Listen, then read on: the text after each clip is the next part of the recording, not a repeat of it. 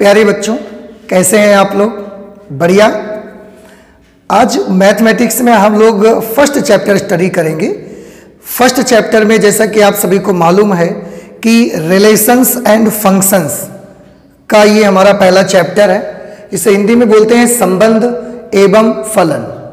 तो मैथमेटिक्स में आज हम लोग संबंध एवं फलन के बारे में स्टडी करना चाहते हैं। संबंध एवं फलन के बारे में स्टडी करने के लिए ना सबसे पहले मैं चाहूंगा कि आपको थोड़ी सी चीजें जो कि क्लास 11th में हमने रिलेशन एंड फंक्शन से जुड़ी हुई पढ़ी हैं उनको मैं आपको पहले रिमाइंड कराऊं, क्योंकि मैथमेटिक्स में क्लास 12th में बेटा कुछ चैप्टर्स ऐसे होते हैं ना जिनको स्टूडेंट्स बहुत टफ मानते हैं। एक्चुअली वो टफ होते नहीं हैं, पर बच्चों को ऐसा लगता है कि वो चैप्टर्स टफ हैं। और आप जानते हैं इसके पीछे सीक्रेट क्या है, क्यों स्टूडेंट्स को आखिरकार लगता है कि ये टफ चैप्टर्स हैं? उनको इसलिए लगता है क्योंकि जैसे आज हम रिलेशन एंड फंक्शन स्टडी करने जा रहे हैं, तो रिलेशन एंड फंक्शन से रिलेटेड जो भी बातें, जो भी नॉलेज उन्हें क्लास 11th में दिया जाता है उसके बारे में उन्हें आइडिया नहीं होता, या तो उन्होंने पढ़ा नहीं होता है उसको, और या तो अगर पढ़ाया गया होता है तो बच्चे ध्यान नहीं देते हैं। और यही रीजन है कि जब क्लास 12th में हम लोग रिलेशन एंड फंक्शन पढ़ते हैं ना, तो वो चैप्टर उनको सबसे ज्यादा डिफिकल्ट लगता है। But actually this is not the difficult chapter. ये बड़ा इजी चैप्टर है। एक बार आपको इसका इंट्रोडक्शन, इसका बेसिक समझ में आ जाए ना, फिर तो बस बड़ी आसानी से इसके क्वेश्चंस सॉल्व होते चले जाएंगे। तो आज हम लोग रिलेशन एंड फंक्शन में एक्सरसाइज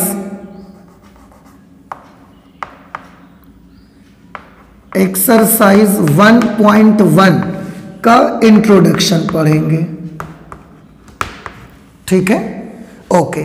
और उसके लिए जैसा कि मैंने बोला कि क्लास 11th में कुछ चीजें ऐसी हैं जिनकी जरूरत हमको क्लास 12th में रिलेशन एंड फंक्शन में पड़ती है। तो सबसे पहले मैं आपको वो चीजें याद दिलाना चाहता हूं, और उसके बाद यहां पर कौन सी चीजें इंपॉर्टेंट हैं जो कि एक्सरसाइज 1.1 के लिए आपको बहुत जरूरी है उसको पढ़ना, उसको देखेंगे। सबसे पहले आज हम बात करेंगे कार्टेशियन प्रोडक्ट की, जिसे आप कार्तीय गुणन कहा करते थे। अब आप याद करें, एक समुच्चय का दूसरे समुच्चय से कार्टेशियन प्रोडक्ट कैसे निकालते थे और उसको, उसकी जो वैल्यूज आती थी किस तरह से रहती थी, उसके जो एलिमेंट्स होंगे वो किस प्रकार से आएंगे, उन एलिमेंट्स में भी और भी बहुत सारी चीजें हैं। चलिए मैं आपको दिखाता हूं कार्टेशियन प्रोडक्ट। पहले तो ये ध्यान दे दीजिए, कार्टेशियन प्रोडक्ट दो समुच्चयों का किया जाता है, दो सेट्स का किया जाता है। तो हमें इसके लिए दो सेट्स मानने पड़ेंगे। कोई भी दो सेट हम मान लेते हैं। माना एक सेट हम ए ले लेते हैं, 1 2 3 4। एक सेट मैं ये ले लेता हूं, और दूसरा सेट चाहिए जिससे इसका गुणन होगा, कार्टेशियन प्रोडक्ट होगा, उसको मान लेते हैं 5 6 7 8। एक ये सेट है, तो सेट ए और बी, हम इन दोनों का कार्टेशियन प्रोडक्ट करेंगे। तो ए क्रॉस बी, ए की जगह पर हम लिखेंगे 1 2 3 4 क्रॉस, बी की जगह पर हम लिखेंगे 5 6 7 8। ओके, कार्टेशियन प्रोडक्ट करने में अगर आपको याद होगा तो हम कैसे करते हैं, पहले 1 को लेंगे, 5 6 7 8 के साथ इसका पेयर बनाएंगे। कार्टेशियन प्रोडक्ट का ये मतलब नहीं है कि एक का 5 से गुणा करके 5 लिख दो, एक का 6 से गुणा करके 6 लिख दो, 7 लिख दो, 8 लिख दो, ऐसा नहीं है। सबसे पहले इसका फर्स्ट एलिमेंट उठाएंगे और इसके एक एक एलिमेंट के साथ क्रम से, एक एक एलिमेंट के साथ हम उसका पेयर बनाते चले जाएंगे। कैसे, देखिए ध्यान से। पहले 1 का पेयर 5 के साथ बनेगा, 1,5। फिर 1 का पेयर 6 के साथ, फिर 1 का पेयर 7 के साथ, फिर 1 का पेयर 8 के साथ। इस तरह से हम इसको लिखते हैं, ठीक है ना। गुणा करा के 5 6 7 8 नहीं लिखना आपको, 1,5 1,6 1,7 1,8 इस तरह से लिखना है। अब 1 का तो सबके साथ पेयर बन गया, अब 2 की बारी है, 2 के साथ सबका पेयर बनाइए, 2,5 2,6 2,7 2,8 2 का सबके साथ पेयर बन गया। अब 3 के साथ बनाइए, 3,5 3,6 3,7 3,8। इसके बाद 4 का बनाएंगे, 4,5 4,6 4,7 और 4,8। ये जाकर के आपका ए और बी का कार्टेशियन प्रोडक्ट आया, कार्तीय गुणन हुआ। ठीक, ये जो कार्तीय गुणन हमने किया, इसमें जो ये पेयर बनाए गए हैं ना 1 5 1 6 1 7 2 7 2 8 4 6 4 7 4 8, ये जितने भी ये पेयर बने हैं, ये सारा का सारा एक बॉक्स जो रहेगा ना, जैसे ये लिखा हुआ है 1,8, ये ए क्रॉस बी का एलिमेंट है, ए क्रॉस बी का एलिमेंट है, क्योंकि ये ए क्रॉस बी के सेट में आया हुआ है। समझ आ रहे हैं ना? तो ये सारे के सारे ए क्रॉस बी के एलिमेंट हैं। अब ए क्रॉस बी में कितने एलिमेंट आते हैं, थोड़ा सा इसको भी जरा एक बार देख लीजिए। ए क्रॉस बी जब आपने निकाला ए और बी का कार्टेशियन प्रोडक्ट, तो आप काउंट करके देखेंगे 1 2 3 4 5 6 7 8 9 10 11 12 13 14 15 16 एलिमेंट आ रहे हैं। आपको नहीं लगता कि इसमें 4 थे, इसमें 4 थे, तो 4 चौके 16 हो गए हैं। इसका मतलब है number of elements in A cross B is equal to number of elements in set A multiplied by number of elements in set B. ये समुच्चय ए में जितने अवयव होंगे वो ले लीजिए, समुच्चय बी में जितने अवयव होंगे वो ले लीजिए। दोनों के अवयवों की संख्याओं का गुणा ही ए क्रॉस बी में अवयवों की संख्या डिसाइड करेगा। अगर समुच्चय ए में 3 एलिमेंट हैं, समुच्चय बी में 4 एलिमेंट हैं, तो 3 चौके 12 एलिमेंट मिलेंगे ए क्रॉस बी में आपको। ठीक है, समुच्चय ए में 3 एलिमेंट हैं, समुच्चय बी में 2 एलिमेंट हैं, तो ए क्रॉस बी में कितने एलिमेंट आएंगे, 6 एलिमेंट आ जाएंगे। दोनों के मल्टीप्लिकेशन से डिसाइड होगा। इसके बाद एक चीज और मैं बताना चाहूंगा, ये जितने भी यहां लिखे ना, इन सबको हम बोलते हैं ऑर्डर्ड पेयर। ऑर्डर्ड पेयर कहा जाता है, क्रमित युग्म कहते हैं। इनमें से कोई एक क्रमित युग्म मैं निकालूंगा और उसकी डिटेल आपको बताऊंगा, वही सारे ऑर्डर्ड पेयर के साथ होगा। कोई भी एक निकाल लीजिए, मान लिया मैंने ये निकाल लिया 3,8, तो हम इसको बोलते क्या हैं, आंसर है कि हम इसको बोलते हैं ऑर्डर्ड पेयर बोलते हैं। हिंदी में हम इसको कहेंगे क्रमित युग्म। ऑर्डर्ड पेयर क्यों, क्रमित युग्म क्यों बोलेंगे, क्योंकि ये पेयर हमने क्रम से लिया है। अगर हम ए क्रॉस बी कर रहे हैं तो पहले ए का ही एलिमेंट आया है, देखो, और बाद में बी का एलिमेंट आया है। ए क्रॉस बी में पहला जो एलिमेंट होगा वो सेट ए से होगा, दूसरा वाला जो एलिमेंट होगा वो सेट बी से होगा। तो एक ऑर्डर में हम इसका पेयर बना रहे हैं, एक क्रम से हम इसका युग्म बना रहे हैं, इसलिए हमने इसका नाम रखा क्रमित युग्म। क्रमित युग्म में भी आप देख रहे हैं ये 2 एलिमेंट आते हैं, एक तो ये आता है और एक ये पीछे लिखा होता है। जो पीछे लिखा होता है ये इस एलिमेंट की इमेज कहलाता है। 3 की इमेज है 8, तो हम क्या लिखेंगे, 8 is the image, 8 is the image of 3। The नहीं लगाइए, क्योंकि 3 की यहां पर आप देखेंगे तो 3 की केवल इमेज 8 ही तो नहीं है, 3 की इमेज 7 भी है, 6 भी है, 5 भी है, इसलिए हम द नहीं लगाएंगे। 8 इज इमेज ऑफ 3। और ऐसे ही ये 3 को क्या कहेंगे, 3 को 8 का प्री इमेज कहेंगे। 3 इज प्री इमेज ऑफ 8। तो 8 को हम 3 का इमेज बोलेंगे, जो 8 है वो 3 का प्रतिबिंब कहा जाएगा, और जो 3 है वो 8 का प्री इमेज कहा जाएगा, पूर्व प्रतिबिंब कहते हैं। 3 को 8 का 3 को 8 का पूर्व प्रतिबिंब कहते हैं हिंदी में, और अंग्रेजी में 3 इज प्री इमेज ऑफ 8। दूसरा, इसे 8 इज इमेज ऑफ 3, 8 जो है वो 3 का प्रतिबिंब है, 8 प्रतिबिंब है 3 का, 8 प्रतिबिंब है 3 का। ठीक, तो ये क्रमित युग्म होते हैं, ये चीज आपको थोड़ा सा याद रखना है। ठीक, इसके बाद हम आते हैं रिलेशन क्या होता है। रिलेशन एंड फंक्शन के चैप्टर है ना, तो रिलेशन क्या होता है। देखिए, रिलेशन यानी कि संबंध, संबंध हमेशा दो लोगों के बीच में बनता है। आप भी जानते हैं, आपका बहुत लोगों से रिलेशन है, कोई आपका अपने मम्मी पापा से रिलेशन है, और भी बहुत सारे रिलेटिव्स आपके होते हैं। फ्रेंड्स के साथ आपका एक रिलेशन है, आपके अपने भाई बहनों के साथ एक रिलेशन है। लेकिन क्या आप खुद सोच करके देखिए कि क्या रिलेशन के लिए कम से कम मुझे 2 लोगों की जरूरत पड़ती ही है। एक आदमी का खुद से रिलेशन कैसे बनाएगा, इसलिए रिलेशन के लिए कम से कम 2 लोगों की जरूरत पड़ती है। ऐसे ही यहां पर रिलेशन के लिए कम से कम मुझे 2 सेट्स की जरूरत पड़ेगी। इसीलिए हमने लिखा है relation from set A to set B, समुच्चय ए से समुच्चय बी में संबंध, समुच्चय ए से समुच्चय बी में संबंध। इसको लिखने के हमारे पास कई तरीके हैं, मैं बता देता हूं कि कैसे आप लिख सकते हैं। एक लिखने का तरीका तो है R is a relation from set A to B.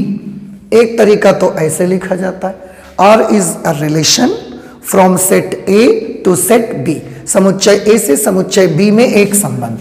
दूसरा तरीका ये भी है, अथवा हम ऐसे भी लिख सकते हैं A is related to B, मतलब समुच्चय A समुच्चय B से रिलेटेड है, हम ऐसे भी उसको लिख सकते हैं। तो समुच्चय A से समुच्चय B के बीच का जो रिलेशन होता है उसको लिखने के ये हमारे 2 तरीके हैं, दोनों में से कोई सा भी मेथड आप यूज कर सकते हैं। ओके ओके, रिलेशन होता क्या है एक्चुअली।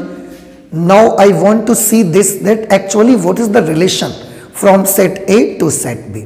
देखिए, समुच्चय ए से समुच्चय बी में संबंध ए क्रॉस बी का एक उप समुच्चय होता है। देखिए, उप समुच्चय जिसे आप सबसेट कहते हैं। सबसेट क्या होता है, किसी भी समुच्चय के एक अथवा अधिक अवयवों को लेकर जब हम एक अन्य सेट तैयार करते हैं, एक अलग से सेट तैयार करते हैं, तो उसको हम बोलते हैं पहले वाले सेट का उप समुच्चय। फिर से सुन लीजिए मेरी बात, एक समुच्चय है हमारे पास कोई सा भी, मान लीजिए यही एक समुच्चय है हमारे पास, ए 1 2 3 4 इसके एलिमेंट हैं। हमने क्या किया, हमने इसके एक एलिमेंट इनमें से कोई ले लिया, अथवा ज्यादा एलिमेंट्स ले लिए, 2 ले लिए, 3 ले लिए, 4 ले लिए।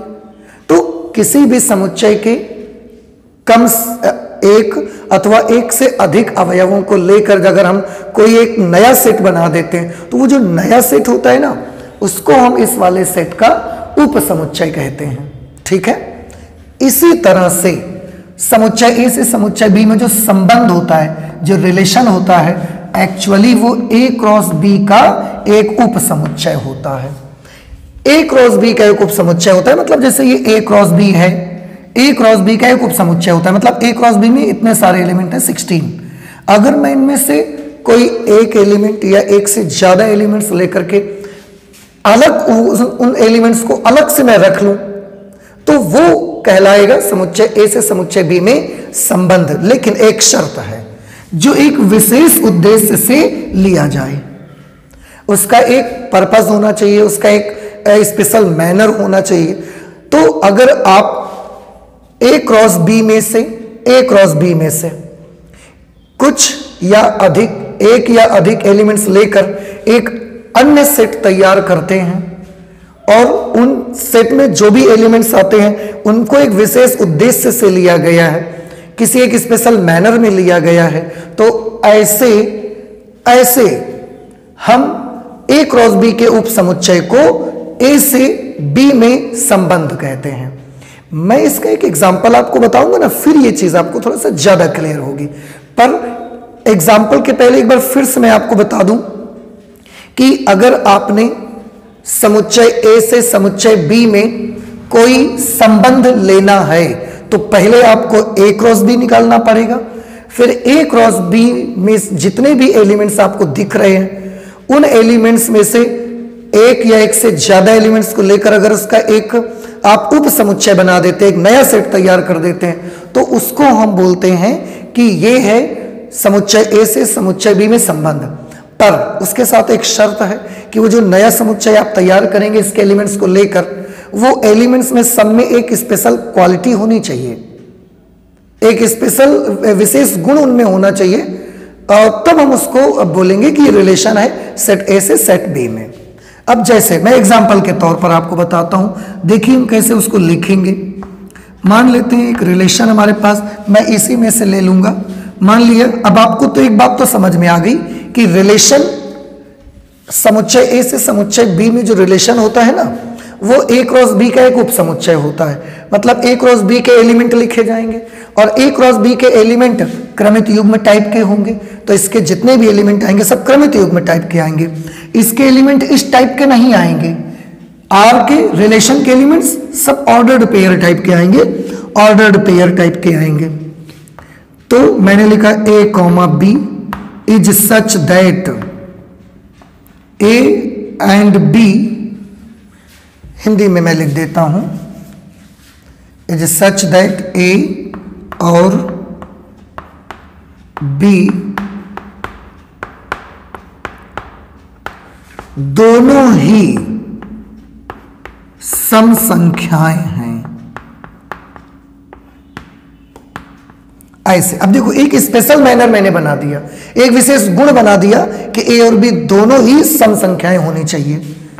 For all A belongs to set A तथा B belongs to set B. ये देखिए ये एक रिलेशन है। अब आप देख सकते हैं कि रिलेशन के सारे एलिमेंट इस तरीके के नहीं होंगे बल्कि क्रमित युग्म टाइप के आएंगे। तो उसमें इस प्रकार का क्रमित युग्म आएगा। अब उस क्रमित युग्म में एक खास बात होनी चाहिए कि ए और बी दोनों ही सम संख्याएं हैं। यहां पर लिखा नंबर भी सम संख्या होनी चाहिए, यहां पर लिखा नंबर भी सम संख्या होनी चाहिए। ये निशान को हम फॉर ऑल बोलते हैं, सभी के लिए। इस निशान का नाम है फॉर ऑल, ध्यान रखिएगा, फॉर ऑल, सभी के लिए। ठीक है, ओके। सभी के लिए मतलब किस सभी के लिए? तो आंसर है वो एलिमेंट जो समुच्चय ए में है और वो एलिमेंट जो समुच्चय बी में है। तो समुच्चय ए के जितने भी एलिमेंट हैं, समुच्चय बी में भी जितने एलिमेंट हैं, उन सभी के लिए एक ऐसा रिलेशन है कि जिसमें जितने भी क्रमित युग्म आएंगे उन सभी क्रमित युग्मों का पहला और दूसरा नंबर जो आएगा वो सम ही रहना चाहिए। ऐसा रिलेशन अगर आपसे बोला जाए इसमें से बनाइए तो आप क्या बनाएंगे? फर्स्ट और सेकंड एलिमेंट सम होना चाहिए। तो आप सबसे पहले देखें तो 2 6 आप ले सकते हैं, 2 6 ले सकते हैं, 2 4 भी ले सकते हैं हम। 2 4 नहीं हो सकता, सॉरी 2 4 यहां कहीं नहीं है, तो 2 6 ले इसके बाद 2 8 ले सकते हैं बेटा, 2 6 2 8, इसके भी दोनों नंबर सम हैं। तो 2 6 हो गया, 2 8 हो गया। इसके बाद आप ले सकते हैं 4 6 ले सकते हैं और 4 8 ले सकते हैं। ये देखिए ये वो रिलेशन बन गया जिस रिलेशन के बारे में ये कहा जा रहा है। अब आप खुद देखें ये जो रिलेशन बना है इस ए क्रॉस बी के ही कुछ अवयवों को लेकर बनाया गया है और उन सभी अवयवों में एक स्पेशल कैरेक्टर है, एक गुण है कि इसके जितने क्रमित युग्म में जो इमेज और प्री इमेजेस हैं वो सब सम संख्याएं ही हैं। ठीक है, तो इसको हम बोलेंगे relation from A to B. ठीक है ना, ओके। एक और एग्जांपल देखते हैं, जैसे इसी का सेकंड एग्जांपल मैंने देखा आर के जितने भी एलिमेंट होंगे सब क्रमित युग्म टाइप के होंगे। मतलब वो A कॉमा B टाइप के एलिमेंट होंगे। इज सच दैट A और B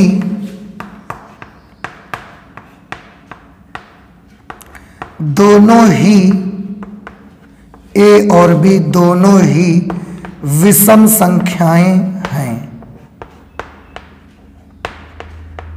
दोनों ही विषम संख्याएं हैं। और for all A belongs to set A तथा B belongs to set B। कहने का मतलब यूं कि जितने भी एलिमेंट समुच्चय A में हैं और जो भी एलिमेंट समुच्चय B में हैं, उन सभी अवयवों के लिए और एक ऐसा संबंध है जिसमें A और B दोनों ही विषम संख्याएं आएंगी। तो फिर यहीं से एलिमेंट हमको उठाने हैं, पर दोनों विषम संख्याएं वाले एलिमेंट लेने हैं। अब आप देखिए, विषम संख्याओं वाले एलिमेंट लेंगे तो 1 5 और 1 7 एक तो आएगा, 1 5 1 7। दूसरा आएगा 3 5 और 3 7। बस अब ये वो रिलेशन है जो यहां पर लिखा गया है। अब आप देखिए, इस रिलेशन में भी यहां से कुछ एलिमेंट लिए गए हैं, 4 लिए गए हैं, 16 इसमें थे, 12 हमने नहीं लिए हैं। क्यों? क्योंकि वो जो रिलेशन हम दे रहे थे ना, उसके मुताबिक यही 4 एलिमेंट सुइटेबल थे, बाकी एलिमेंट सुइटेबल नहीं थे। लेकिन ये जो है, ये इसका एक उपसमुच्चय है और जो कि एक विशेष तरीके से लिया गया है, एक विशेष उद्देश्य से लिया गया। यहां सम संख्याएं थी, यहां विषम संख्याएं थी, तो ऐसे A क्रॉस B के ऐसे उपसमुच्चयों को हम रिलेशन बोलते हैं, समुच्चय A से समुच्चय B में। आप जानते हैं, इस तरीके के मैंने अभी 2 रिलेशंस आपको बना के दिखाए हैं, एक ये बना के दिखाया, एक ये बना के मैंने दिखाया। अब आप सोच रहे होंगे, समुच्चय A से समुच्चय B में इस तरीके के कितने रिलेशन बन सकते हैं? तो आंसर है, समुच्चय A से समुच्चय B में इस तरीके के बहुत रिलेशन बन सकते हैं, बहुत रिलेशन बन सकते हैं। इतने रिलेशन बन सकते हैं कि उनको हमें बना के दिखाना आपको और आपके लिए उसे समझना, ये दोनों ही डिफिकल्ट होंगे। पर फिर भी एग्जामिनेशन में कभी कभी ये पूछा जाता है कि समुच्चय A से समुच्चय B में संबंधों की संख्या कितनी होगी। समुच्चय A से समुच्चय B में संबंधों की संख्या क्या होगी? तो इसके लिए एक छोटा सा फॉर्मूला आपको याद रख लेना है कि यदि समुच्चय A में अवयवों की संख्या P हो और समुच्चय B में अवयवों की संख्या Q हो, if the number of elements in set A is equal to P and the number of elements in set B is equal to Q, तो समुच्चय A से,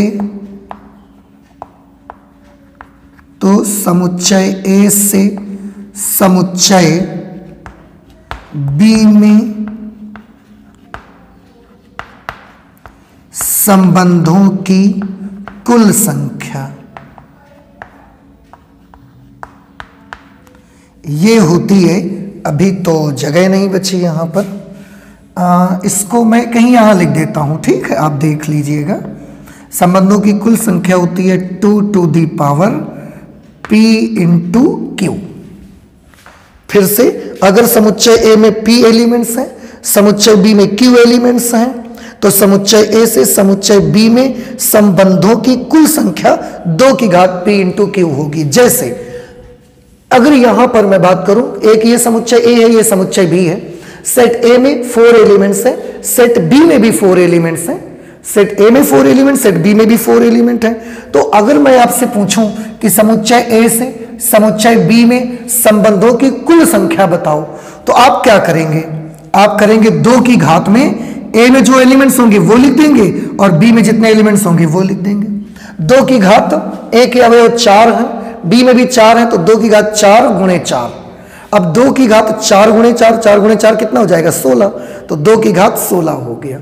इसका मतलब 2 टू द पावर 16 रिलेशंस बनेंगे सेट A से set B में। इसलिए, और 2 टू द पावर 16 आप समझ सकते हैं, it is a very big number. तो इतने सारे रिलेशंस मैं आपको बना के दिखाऊंगा। इसके लिए ये बहुत कॉम्प्लेक्स हो जाएगा, ये बहुत डिफिकल्ट होगा हमारे लिए और आपके लिए भी उसको समझना बहुत डिफिकल्ट रहेगा। पर ये क्वेश्चन बड़ा फेमस क्वेश्चन है, ऑप्शनल क्वेश्चंस में इसको पूछा जाता है कि अगर समुच्चय ए में p एलिमेंट्स हैं, समुच्चय बी में q एलिमेंट्स हैं, तो समुच्चय ए से समुच्चय बी में संबंधों की कुल संख्या बताइए। तो समुच्चय ए से समुच्चय बी में संबंधों की कुल संख्या होगी 2 to the power p into q। ये आपका हुआ कार्टेशियन प्रोडक्ट, और रिलेशन क्या होता है वो मैंने आपको बताया।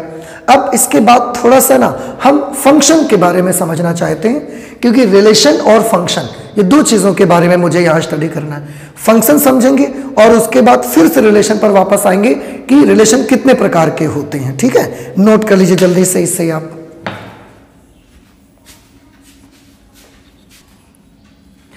नेक्स्ट, फंक्शंस किसको कहते हैं इसके बारे में देखिए। रिलेशन तो आप समझ चुके हैं कि रिलेशन क्या होता है। फंक्शन के बारे में मैं बताऊं कि फलन भी एक प्रकार का रिलेशन ही होता है, एक प्रकार का रिलेशन ही होता है फलन, बस कुछ शर्तें हैं उसकी। क्या शर्तें हैं? देखिए मैंने यहां डेफिनेशन लिखी है, ये क्रॉस भी पहले वाला ही है, ये रिलेशन मैंने बनाए थे ये पहले वाले ही हैं। क्यों? क्योंकि अभी मुझे इसकी जरूरत पड़ेगी अब फलन को समझाने के लिए, इसलिए इसको मैंने मिटाया नहीं है, फलन को समझते हैं साथ में। तो मैंने क्या बोला, फलन एक प्रकार का संबंध ही होता है। अगर समुच्चय ए से समुच्चय बी में आप फलन निकाल रहे हैं तो एक्चुअली समुच्चय ए से समुच्चय बी में वो एक संबंध ही है, पर उसकी कुछ शर्तें हैं। जैसे लिखा है फलन एक प्रकार का संबंध ही होता है, फलन एक प्रकार का संबंध ही होता है जिसमें उपस्थित क्रमित युग्मों में से, मतलब फलन में जितने भी क्रमित युग्म उपस्थित होंगे उनमें सभी में से किन्हीं भी दो क्रमित युग्मों के प्रथम अवयव समान नहीं होते हैं, प्रथम अवयव बराबर नहीं होंगे। मतलब अगर एक फलन है, फलन एक ऐसा रिलेशन होता है कि उसमें जितने भी ऑर्डर्ड पेयर मौजूद होंगे उनमें से किन्हीं भी दो ऑर्डर्ड पेयर का फर्स्ट एलिमेंट सेम नहीं होगा, सभी ऑर्डर्ड पेयर के फर्स्ट एलिमेंट डिफरेंट ही आएंगे, अलग अलग ही आएंगे। अथवा आप ऐसे भी समझ सकते हैं, अथवा ऐसे भी समझ सकते हैं कि समुच्चय ए से समुच्चय बी में फलन ए से बी में एक ऐसा संबंध होता है जिसमें, अब देखो मेन यहां से चालू हो रहा है कि जिसमें समुच्चय ए के प्रत्येक अवयव के लिए समुच्चय बी में केवल और केवल एक ही प्रतिबिंब होता है। मतलब समुच्चय ए में जितने भी एलिमेंट्स हैं उनके लिए समुच्चय बी में एक ही इमेज होगी। ऐसा नहीं है कि समुच्चय ए में किसी भी एक एलिमेंट के लिए समुच्चय बी में दो प्रतिबिंब आ जाए, जैसे 3 के लिए प्रतिबिंब 6 भी आ जाए और 3 के लिए प्रतिबिंब 8 भी आ जाए, ये नहीं होना चाहिए। अब ये तो रही डेफिनेशन, अब इसको तो प्रैक्टिकली समझते हैं। सबसे पहले देखेंगे कि रिप्रेजेंट कैसे करेंगे। रिप्रेजेंट करने के लिए हमारे पास एक तरीका है, there is a function f from set a to set b, ये रिप्रेजेंट करने का तरीका है। पढ़ेंगे कैसे? A function f from set a to set b, ये उसको पढ़ने का तरीका है। फंक्शन f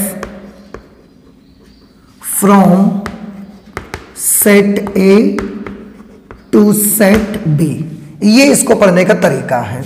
अब थोड़ा जरा एक एग्जाम्पल्स की मदद से समझने की कोशिश करिए। देखिए मैं एक फलन ले लेता हूं, let f is equal to a comma b is such that a plus 4 is equal to b for all a belongs to set a and b belongs to set b। अब देखो इसका क्या मतलब है? इसका मतलब है कि समुच्चय a में जितने एलिमेंट हैं और समुच्चय b में जितने एलिमेंट हैं उन सभी अवयवों के लिए एक ऐसा फलन बनाओ जो इस टाइप के हों, क्रमित युग्म टाइप के हों, लेकिन उनकी शर्त यह है कि b की जगह पर आने वाला एलिमेंट a की जगह पर आने वाले एलिमेंट से 4 प्लस होना चाहिए। मतलब a की जगह जो भी लिखा हो उसमें जब 4 जोड़ा जाए तो b की जगह लिखा एलिमेंट मिलना चाहिए मुझे। फर्स्ट एलिमेंट जो भी लिखा हो उसमें 4 प्लस करने से इस सेकेंड एलिमेंट आना चाहिए। बना लीजिए, आप देखिए, यहीं से उसको भी ले लीजिए आप। तो अगर यहां पर 1 लिया है आपने, 1 लिया आपने, तो आपको 5 लेना पड़ेगा। क्यों? ये ए है और ये बी, ए में जब 4 जोड़ेंगे तो आपको बी मिलेगा। ठीक है, अगर यहां पर आपने 2 ले लिया है 2, तो यहां पर आपको 6 लेना पड़ेगा। अगर यहां पर आपने 3 ले लिया है तो फिर यहां आपको 8 लेना पड़ेगा। अगर यहां पर आपने 4 ले लिया है तो यहां पर आपको नहीं, सॉरी 4 जुड़ना है ना, तो फिर यहां 7 आएगा। 2 4 6 3 4 7 4 4 8 ऐसा। इसके अलावा आप बाकी कोई एलिमेंट ले सकते, वैसे इसमें भी नहीं है और आप ले भी नहीं सकते हैं, पर यही है फलन। अब इसको आप थोड़ा सा चेक करिए जरा, आप देखें डेफिनेशन में क्या कहा गया था। फलन एक प्रकार का संबंध ही होता है जिसमें उपस्थित जितने भी क्रमित युग्म होंगे उनमें से किन्हीं भी 2 क्रमित युग्मों का फर्स्ट एलिमेंट समान नहीं होना चाहिए। आप देखिए 4 क्रमित युग्म इसमें उपस्थित हैं और इन चारों क्रमित युग्मों में आप देखेंगे कोई भी 2 क्रमित युग्म ऐसे नहीं पाएंगे कि जिनका फर्स्ट एलिमेंट सेम हो। इसका फर्स्ट एलिमेंट 1, इसका 2, इसका 3, इसका 4। कोई 2 क्रमित युग्म ऐसे मिले आपको जिनका फर्स्ट एलिमेंट सेम मिल गया हो? नहीं मिला ना, तो ये फंक्शन होता है। अब रिलेशन को देखिए जरा, मैंने इसीलिए इसको मिटाया नहीं था, इसको रखा था मैंने, ताकि मैं आपको इसमें और रिलेशन में और फंक्शन में डिफरेंशिएशन, आपको डिफरेंस बता सकूं, उसको डिफरेंशिएट कर सकूं, उसमें अंतर आपको दिखा सकूं। आप देखिए रिलेशन, ये 2 क्रमित युग्म आप देख रहे होंगे जिनके फर्स्ट एलिमेंट सेम है। ये 2 ऑर्डर्ड पेयर ऐसे हैं इनके भी फर्स्ट एलिमेंट सेम है। But in this function there are no 2 ordered pair which has the same first element. ऐसे कोई 2 क्रमित युग्म नहीं है जिनका फर्स्ट एलिमेंट सेम मिलेगा आपको, इम्पॉसिबल। तो ये होता है function, and this is the difference between a relation and a function. Relation में जितने भी क्रमित युग्म होंगे उनमें से किन्हीं भी 2 क्रमित युग्मों का फर्स्ट एलिमेंट सेम हो भी सकता है, लेकिन फंक्शन में जितने भी ऑर्डर्ड पेयर होंगे उनमें से किन्हीं भी 2 क्रमित युग्मों का फर्स्ट एलिमेंट सेम कभी भी नहीं हो सकता। तो ये डिफरेंस है रिलेशन और फंक्शन में। दूसरी परिभाषा से देखिए, समुच्चय से समुच्चय बी में फलन ए से बी में एक ऐसा संबंध होता है जिसमें समुच्चय ए के प्रत्येक अवयव के लिए समुच्चय बी में केवल और केवल एक ही इमेज होती है। समुच्चय ए के प्रत्येक अवयव के लिए समुच्चय बी में केवल और केवल एक ही प्रतिबिंब होता है। मतलब देखो, यहां पर 1 की इमेज 5 है, 2 की इमेज 6 है, 3 की इमेज 7 है, 4 की इमेज 8 है। मींस 1 की इमेज 5 है, 2 की इमेज 6 है, 3 की इमेज 7 है, 4 की इमेज 8 है। क्या कहीं पर ऐसा लगा कि 1 की इमेज 5 भी है और 1 की इमेज 6 भी है? ऐसा तो नहीं आया। समुच्चय ए के एक अवयव की इमेज बी में अलग अलग जगहों पर ही होनी चाहिए। 1 की इमेज 5 पर है तो 2 की 6 पर है, तो 3 की 7 पर है और 4 की 8 पर है। समुच्चय में जितने भी एलिमेंट थे ना, उन सब की इमेज आप देखो अलग अलग जगहों पर है। किसी की 5 पर है, किसी के 6 पर, किसी के 7 पर, किसी के 8 पर। ऐसा कोई 2 एलिमेंट आपको नहीं मिलेंगे जिनकी इमेज समुच्चय ए के अवयवों में, जिनकी इमेज समुच्चय बी में एक ही जगह पर पड़ जाए। सबकी इमेज अलग अलग जगह पड़ेगी। ये फंक्शन होता है। नाउ आई होप कि फंक्शन किसको बोलते हैं ये चीज आपको समझ में आ गई है। ठीक है, फंक्शन में 1-2 चीजें और आपको ध्यान रखना है। फंक्शन में जैसे एक चीज मैं ये आपको याद दिलाना चाहता हूं, एक तो डोमेन जिसको आप कहते हैं कि ये डोमेन क्या होता है, जिसे आप हिंदी में प्रांत बोलते हो। डोमेन होता है कोई भी फंक्शन होगा उसके जितने क्रमित युग्म उसके अंदर होंगे सभी जितने पहले अवयवों का समुच्चय। इस क्रमित युग्म का पहला अवयव 1, इस क्रमित युग्म का पहला अवयव 2, इसका पहला अवयव 3, इसका पहला अवयव 4। तो अगर हम इनके सबके पहले अवयवों का समुच्चय बना लें तो वो उस फलन का डोमेन कहलाएगा। ठीक है, set of first elements, set of first elements of all ordered pairs of a function। मतलब किसी भी फलन के सभी क्रमित युग्मों के पहले अवयवों का जो समुच्चय होगा वो डोमेन कहलाता है। सो set of first elements of all ordered pair of a function, किसी फंक्शन के सभी क्रमित युग्मों के पहले अवयवों को मिलाकर अगर हम एक सेट तैयार कर लेंगे वो उस फंक्शन का डोमेन कहा जाएगा। जैसे इस फंक्शन का domain of f is equal to, फलन का डोमेन क्या होगा, तो ये फलन है, इसके जितने भी क्रमित युग्म सबके पहले अवयवों को लेकर एक समुच्चय बना दो, 1 2 3 4, ये डोमेन है f का। आप ये सोच सकते हैं कि इसका मतलब डोमेन समुच्चय a ही होता है, बेटा ऐसा नहीं है। 1 2 3 4 एक इत्तेफाक है कि आ गया है। मैं अगर थोड़ा सा परिवर्तन यहां पर कर दूं और मैं यहां पर लिख दूं a + 5 is equal to b, तो a में 5 जोड़ने से b मिलेगा। अब आपको तो अब आपको 1 + 5 करने से यहां क्या लिखना पड़ेगा, 6, 2 + 5 7, 3 + 5 8, 4 + 5 9, लेकिन ये एलिमेंट पॉसिबल नहीं होगा इस फंक्शन में। क्यों? क्योंकि यहां पर देखिए लिखा है कि a सेट A से बिलोंग करना चाहिए और b सेट B से बिलोंग करना चाहिए। मतलब फर्स्ट एलिमेंट सेट A से होना चाहिए, सेकंड एलिमेंट B से होना चाहिए। अब आप देखो फर्स्ट एलिमेंट तो A से है, पर सेकंड एलिमेंट जो 9 आ गया है ये B में नहीं है, इसलिए ये इस फलन का एलिमेंट नहीं हो सकता। तो ये भी आपको ध्यान रखना है। वो एक इत्तेफाक था, मैंने बोला कि ऐसे मैंने लिया था कि उसमें सारे एक ही एलिमेंट आ गए डोमेन में। पर अब अगर मैं इस फलन का डोमेन आपसे पूछूंगा तो आप क्या बताओगे, 1 2 3 4, तो इसका डोमेन नहीं हो सकता ना, क्योंकि 4,9 तो उसमें मौजूद भी नहीं है इसके फंक्शन में। तो जितने भी क्रमित युग्म फलन में मिलेंगे उनके सबके प्रथम अवयवों का मिलाकर अगर आप एक समुच्चय तैयार कर देंगे तो उस समुच्चय को हम बोलेंगे, उस फलन का डोमेन कहेंगे। ठीक है, ये डोमेन हो गया। इसी में रेंज भी आती है। रेंज के लिए बड़ा सिंपल, जिस तरीके से फलन में उपस्थित सभी क्रमित युग्मों के पहले अवयवों का समुच्चय डोमेन कहलाता है, उसी तरीके से फलन में उपस्थित सभी क्रमित युग्मों के दूसरे अवयवों का जो समुच्चय होगा वो रेंज कहलाता है। तो रेंज कैसे निकालेंगे आप? रेंज के लिए हम इसके दूसरे अवयवों का समुच्चय बना लेंगे, 6 7 8, ये इसका रेंज होगा। और इसके पहले जो हमने फलन लिया था उसका रेंज क्या आता, 6 7 8 9, ये उसका रेंज होता।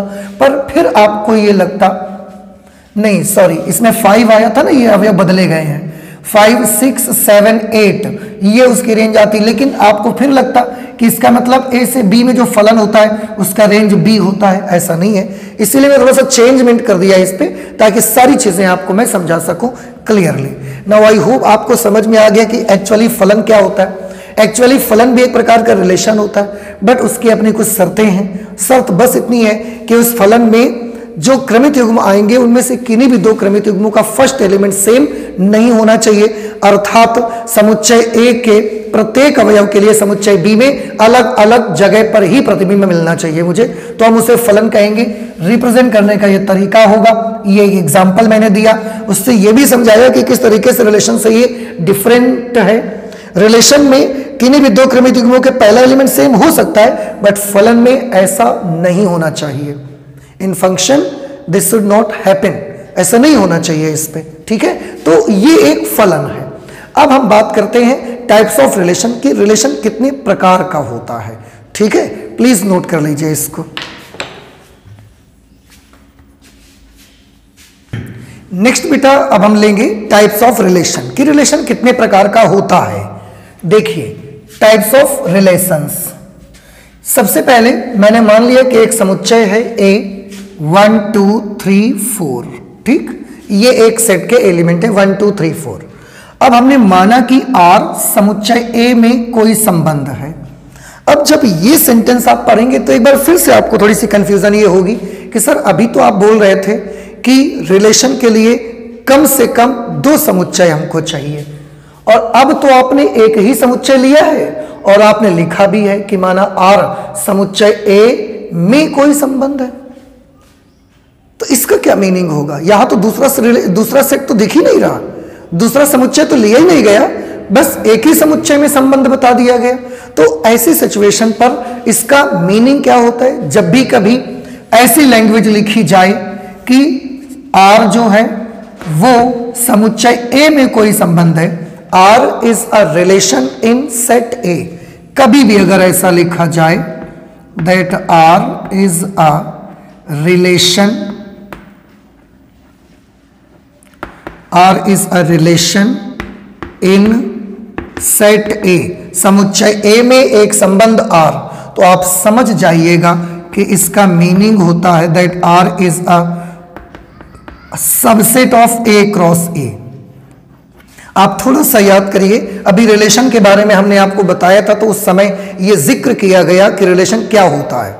अगर रिलेशन समुच्चय A से समुच्चय B में है तो वो रिलेशन A क्रॉस B का उप समुच्चय होता है, और अगर कोई रिलेशन किसी समुच्चय A में है, इसका मतलब वो रिलेशन A क्रॉस A का उप समुच्चय होगा। जब कभी रिलेशन बताते समय आपको दूसरा सेट ना बताया जाए तो आप समझ जाइएगा कि जो R होगा, जो रिलेशन होगा, वो A क्रॉस A का ही एक सबसेट होगा। अगर दूसरा सेट बताया जा रहा है तो वो रिलेशन A क्रॉस B का सबसेट होगा, अगर दूसरा नहीं बताया जा रहा तो A क्रॉस A का सबसेट होगा। बस इतना सा।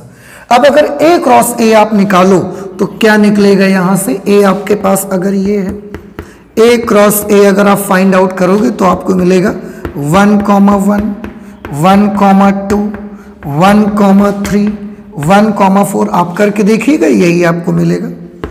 2,1, 2,2, 3,3, नहीं सॉरी 2,3 और 2,4। 2 के साथ सारे पेयर बना लिए। आप 3 के साथ 3,1, 3,2, 3,3, 3,4, फिर 4 के साथ पेयर बनाओगे तो 4,1, 4,2, 4,3 और 4,4। ये A क्रॉस A की वैल्यू है, और ये जो रिलेशन है ना, ये इन्हीं में से निकाल करके कोई भी एक सबसेट निकालेंगे किसी स्पेशल मैनर में, उसको हम एक में रिलेशन बोल देंगे। ठीक, ओके। तो ये तो मैंने अभी केवल बताया आपको कि अगर कभी ऐसा लिखा हो तो इसका मीनिंग क्या होता है। रिप्रेजेंट कैसे करोगे? रिलेशन A टू A, ये रिलेशन रिप्रेजेंट करेंगे। समुच्चय A से समुच्चय A में ही एक संबंध। तो अगर कोई संबंध है जो समुच्चय A से ही A में है तो उसको रिप्रेजेंट करने का ये तरीका होगा। ठीक है, ओके। अब संबंधों के टाइप्स में आते हैं। सबसे पहला संबंध मुझे मिल रहा है रिक्त संबंध, जिसे आप नल रिलेशन भी बोल सकते हैं, वॉइड रिलेशन भी बोल सकते हैं, आप एम्प्टी रिलेशन भी बोल सकते हैं। कोई भी नाम आप इनमें से उसको दे सकते हैं अंग्रेजी में। अब इससे एक चीज तो पता लग ही गई होगी नाम से, रिक्त संबंध। एक ऐसा संबंध, रिक्त समुच्चय होता था उसमें एक भी अवयव नहीं आता था, ऐसे ही रिक्त संबंध एक ऐसा संबंध होता है जिसमें एक भी एलिमेंट आप लिख ही ना पाओ। अगर एक ऐसा संबंध है जिसमें एक भी एलिमेंट आप लिख नहीं पा रहे हैं तो ऐसे संबंध को हम नल रिलेशन बोलते हैं, वॉइड रिलेशन बोलते हैं, एम्प्टी रिलेशन बोलते हैं, रिक्त संबंध बोलते हैं। जैसे एक एग्जांपल मैंने लिख के रखा है, relation R is A, B where B is equal to A plus 6। First element में 6 ऐड करके B की जगह पर लिखा जाएगा। For all A belongs to A and B belongs to A, क्योंकि हमने संबंध जो R लिया है वो A से B में नहीं लिया है, A से A में ही लिया हुआ है। तो A भी A से आना चाहिए और B भी A से आना चाहिए। ठीक है ना, यानी कि यहीं से आप निकाल सकते हो। अब आप मुझे बताओ, इसके एलिमेंट अगर मैं बोलूं कि यहां से ऐसे एलिमेंट ढूंढ करके लिखिए, ऐसे एलिमेंट छांट करके लिखिए जिनका जो B की जगह पर लिखा नंबर वो A से 6 बड़ा हो, मतलब A की जगह जो एलिमेंट लिखा जाए उसमें B की जगह पर उससे 6 ज्यादा एलिमेंट आना चाहिए। तो है कोई ऐसा? आप पूरा ये देख डालिए क्रॉस से, कोई एलिमेंट ऐसा आपको मिलेगा ही नहीं। आप कितना भी देखोगे, अगर आप इसको भी देखोगे तो इसकी तुलना में ये एलिमेंट केवल 3 ज्यादा है, उन्होंने 6 ज्यादा पूछा है। तो ऐसा तो कहीं नहीं मिलेगा आपको, पॉसिबल ही नहीं है। इसका मतलब ऐसा एलिमेंट आप ढूंढते रहोगे तो आप ढूंढते ही जाओगे, but you will not get this type of element. आपको इस टाइप का कोई एलिमेंट नहीं मिलेगा और आप इस रिलेशन में कोई अवयव नहीं लिख पाएंगे। अगर नहीं लिख पाएंगे मतलब फाई, और ऐसे रिलेशन को हम बोलते हैं रिक्त संबंध। आप देखिए ना, क्या ऐसा कोई एलिमेंट है जिसका सेकंड नंबर जो हो वो फर्स्ट नंबर से 6 बड़ा हो? नहीं है। इसका मतलब ऐसा एलिमेंट मिला ही नहीं, तो हमने फाई लिख दिया। और अगर कभी आर फाई आ जाए तो समझ जाओ कि वो रिक्त संबंध है। ठीक, आई होप कि ये चीज समझ में आ गई होगी। इसमें कोई बड़ी कलाकारी नहीं है, ना बहुत ज्यादा डिफिकल्ट है ये। आगे है सार्वत्रिक संबंध। सेकंड, सार्वत्रिक संबंध, इसको हम अंग्रेजी में बोलते हैं universal relation. Universal relation, universal relation क्या होता है? यदि समुच्चय ए का प्रत्येक अवयव समुच्चय बी के प्रत्येक अवयव से संबंधित है तो संबंध सार्वत्रिक होगा। समुच्चय ए का प्रत्येक अवयव, अब देखो ए और बी मैंने यहां लिख दिया है ताकि आपको ये कंफ्यूजन ना हो कि अगर कभी ए और बी दो अलग अलग सेट दिए जाएं तो भी आप समझ जाएं। फिलहाल यहां के लिए अगर मैं लिखता ना तो यहां के लिए मुझे लिखना चाहिए था कि समुच्चय ए का प्रत्येक अवयव समुच्चय ए के प्रत्येक अवयव से संबंधित है तो संबंध सार्वत्रिक होगा। पर मैंने एक जनरलाइज्ड फॉर्म लिख दी है कि अगर यहां पर आज आप समुच्चय ए में संबंध निकाल रहे हो सकता है कभी समुच्चय ए से बी में निकालो जाके, तो ये परिभाषा आपकी रहेगी। तो उन्होंने बोला समुच्चय ए का अगर प्रत्येक अवयव समुच्चय बी के प्रत्येक अवयव से रिलेटेड है तो ऐसा संबंध सार्वत्रिक संबंध होगा। एक एग्जांपल लेके दिखाया मैंने, a, b such that modulus of a minus b will be greater than और equal to 0 for all a belongs to a and b belongs to a। यहां के लिए a भी a से बिलोंग करता है, b भी a से बिलोंग करता है, क्योंकि दोनों नंबर हम यहीं से ले रहे हैं। अब आप इसको थोड़ा सा ध्यान से देखो, ऐसे एलिमेंट आपको लेने हैं जिनमें से अगर a में से b को माइनस करके हम उसका मापांक निकाल लें तो उसकी वैल्यू या तो 0 आए या 0 से ज्यादा आ जाए। ऐसे कौन से एलिमेंट, इसमें से ढूंढिए, ऐसे एलिमेंट ढूंढिए जिसमें से पहले में से दूसरे को माइनस करके मापांक निकाले तो या तो 0 आए और या तो 0 से बड़ा आए। इसका मतलब या तो 0 आए या तो पॉजिटिव आ जाए। अब आप खुद देख सकते हैं बेटा, a में b घटाओगे फिर मापांक निकालोगे, मापांक सभी का पॉजिटिव तो होता ही है। आप देखिए ये रूल ना, ये वाला रिलेशन सब में काम कर जाएगा, सब में काम कर जाएगा।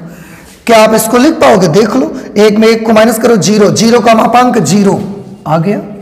एक में 2 को माइनस करो -1 और -1 का मापांक +1 आएगा जो कि 0 से बड़ा है। एक में 3 माइनस करो तो -2 आएगा, -2 का मापांक +2 आएगा जो कि 0 से बड़ा है। एक में 4 माइनस करोगे -3 आएगा, -3 का मापांक +3 और +3 0 से बड़ा है। तो आप जब इसके लिखने के लिए एलिमेंट ढूंढने जाओगे ना कि इसमें कौन कौन से एलिमेंट लिखें, तो ये भी आ जाएगा, ये भी आ जाएगा, ये भी आ जाएगा, ये भी, ये भी, ये भी, ये भी, ये भी, सारे एलिमेंट्स आ जाएंगे। कुल मिला के पूरा का पूरा A क्रॉस A ही आ जाएगा, सारे एलिमेंट्स आ जाएंगे, कोई एलिमेंट इस रिलेशन से बाहर नहीं जाएगा। तो ऐसा रिलेशन को हम सार्वत्रिक संबंध कहते हैं, यूनिवर्सल रिलेशन कहते हैं, जिसमें समुच्चय A का प्रत्येक अवयव समुच्चय B से रिलेटेड हो। और कभी अगर आप रिलेशन निकालने जा रहे हैं और आपको पूरा का पूरा A क्रॉस A ही मिल जाए, कुछ नहीं मिले तो रिक्त संबंध, पूरा का पूरा A क्रॉस A मिल जाए तो सार्वत्रिक संबंध, यूनिवर्सल रिलेशन। ठीक है ना? तो ये होता है यूनिवर्सल रिलेशन। आपको मैं बता दूं, रिक्त संबंध और सार्वत्रिक संबंध, एम्पटी रिलेशन और यूनिवर्सल रिलेशन, इन दोनों को ट्रिवियल रिलेशन भी कहा जाता है, तुच्छ संबंध भी कहा जाता है। ट्रिवियल रिलेशन, ट्रिवियल रिलेशन में कौन से दो आते हैं? एक आता है एम्पटी रिलेशन, एम्पटी रिलेशन, और दूसरा आता है आपका यूनिवर्सल रिलेशन।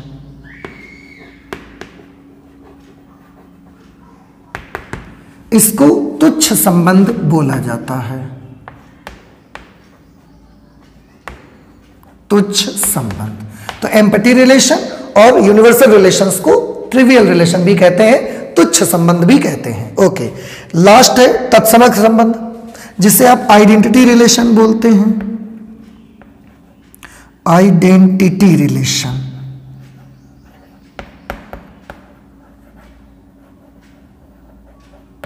आइडेंटिटी रिलेशन, तत्समक संबंध। तत्समक संबंध कैसा होता है?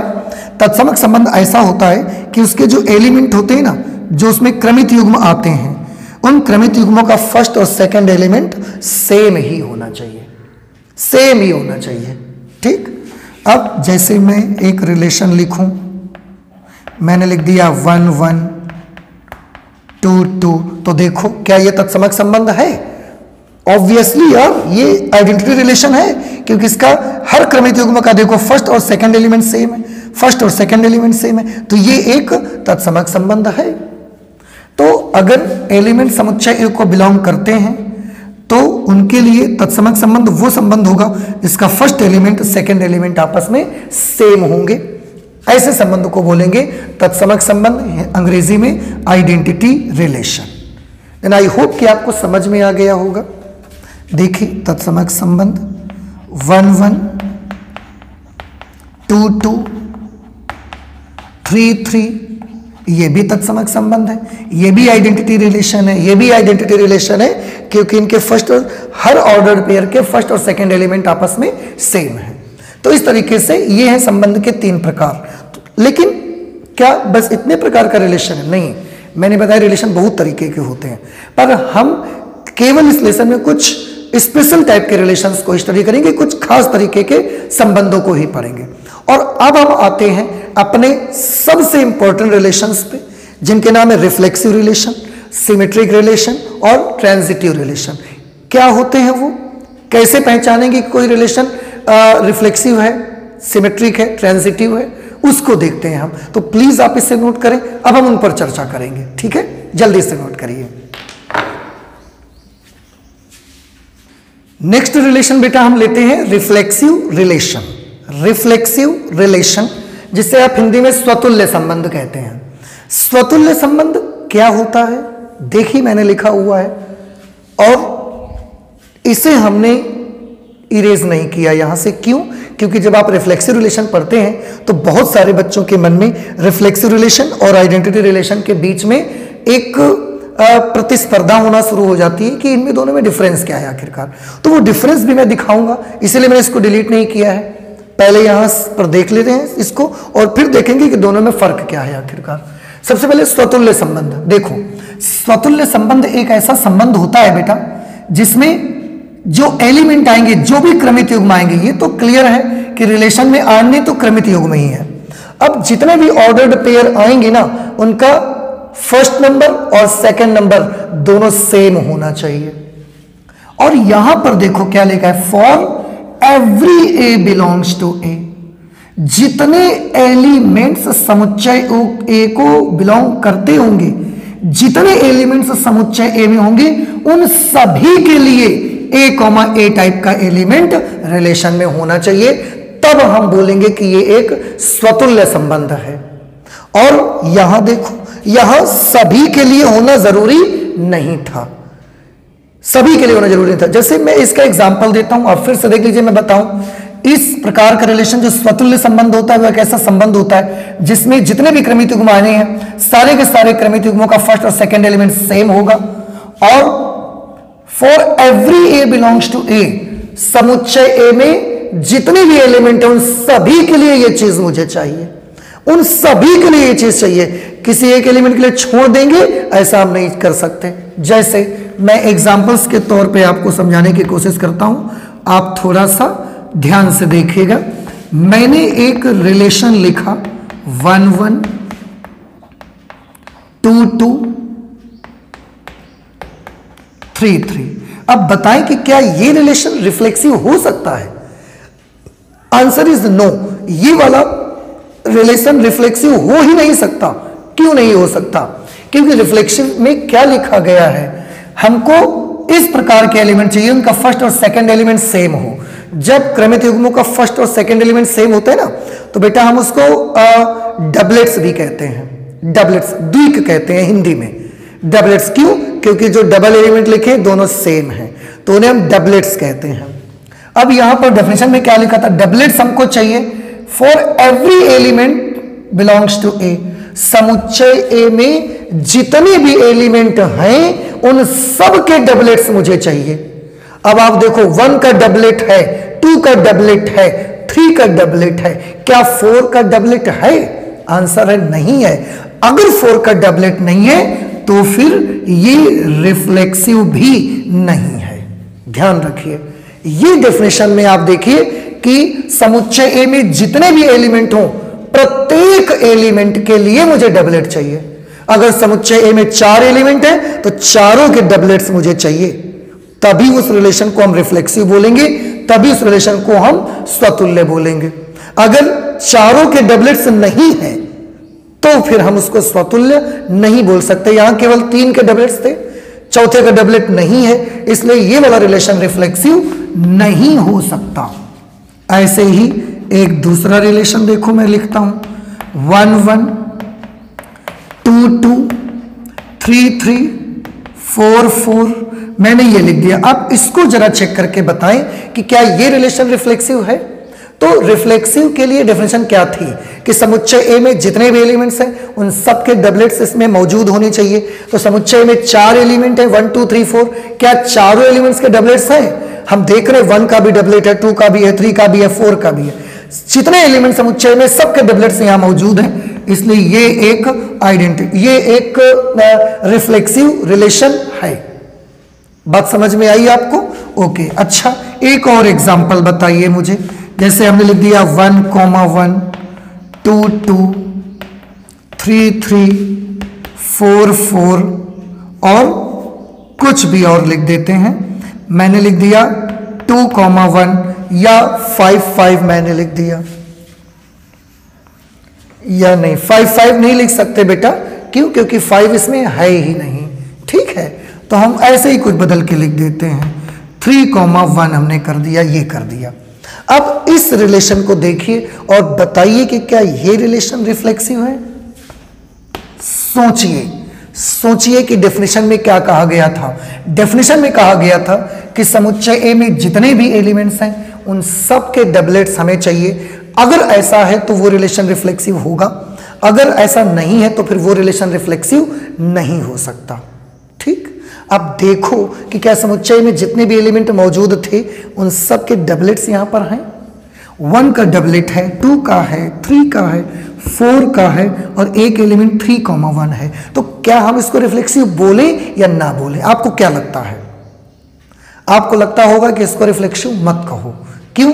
क्योंकि यहां पर ये डबलेट नहीं है।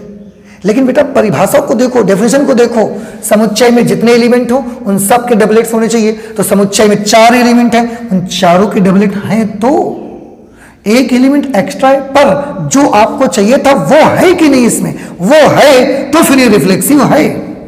आप इसकी परवाह मत करिए कि एक एलिमेंट एक्स्ट्रा लिख गया है, हम 4 एलिमेंट एक्स्ट्रा लिख दें, कोई फर्क नहीं पड़ता। हमें रिफ्लेक्सिविटी के लिए जो चीज चाहिए थी वो यहां पर है। रिफ्लेक्सिविटी के लिए हमको समुच्चय ए में उपस्थित सभी अवयवों के डबलेट्स चाहिए थे, वो सभी अवयवों के डबलेट्स यहां मौजूद हैं, तो हम इसको रिफ्लेक्सिव कह देंगे। अब उसमें एक एलिमेंट एक्स्ट्रा आ जाता है, 10 एलिमेंट एक्स्ट्रा आ जाते हैं, आई डोंट केयर, मुझे कोई फर्क नहीं पड़ता।